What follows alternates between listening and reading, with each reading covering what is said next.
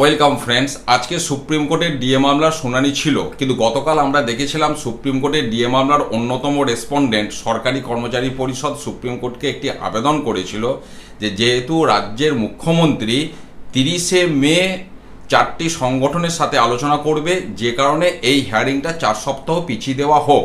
তারপর আজকে যেটা আপডেট পাওয়া গেল, রাজ্যের মুখ্যমন্ত্রীর দপ্তর থেকে 4টি সংগঠনকে সরকারি কর্মচারী পরিষদ, confederation of state government employees, unity forum এবং সংগ্রামী যৌথ মঞ্চ তাদেরকে ফোনে যেটা বলেছিল যে 30শে মে 11টার সময় আলোচনা হবে, সেই তারিখ এবং সময় একটু পরিবর্তন করা হয়েছে এবং চিঠি পাঠানো হয়েছে।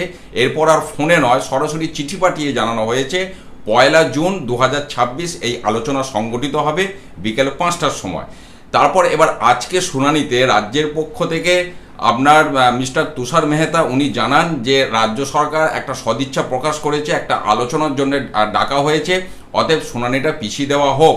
তো এবং গতকাল আমি বলেছিলাম যে রেসপন্ডেন্টদের পক্ষ থেকে 4 সপ্তাহ পিছিয়ে দেওয়ার কথা বলা হয়েছিল, আজকে রাজ্যের পক্ষ থেকেও সেই বক্তব্যই রাখা হয় এবং সব কিছু বিবেচনা করে অনারেবল জাস্টিস দ্বয় এই মামলাটিকে মাসখানেক পিছিয়ে দিয়েছেন এবং পরবর্তী শুনানির তারিখ জুলাই মাসের 22 তারিখ।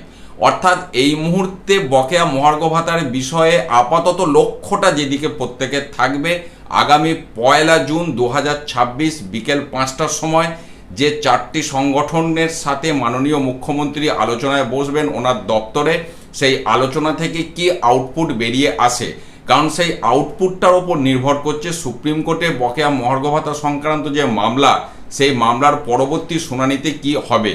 তো আপাতত সেই দিকে লক্ষ্য। সুপ্রিম কোর্টের শুনানি এখন অনেক দিন পিছিয়ে গেছে, তাহলে এখন প্রত্যেকের ফোকাসটা চলে যাচ্ছে আগামী 1 জুন 2026 বিকেল 5টার সময় কি আলোচনা হয় সেই দিকে। আপাতত বকেয়া মহার্ঘ ভাতা সংক্রান্ত আপডেট এটাই সামনে এসেছে, আমি আপনাদের সাথে শেয়ার করলাম। ভালো থাকুন, সুস্থ থাকুন, ধন্যবাদ।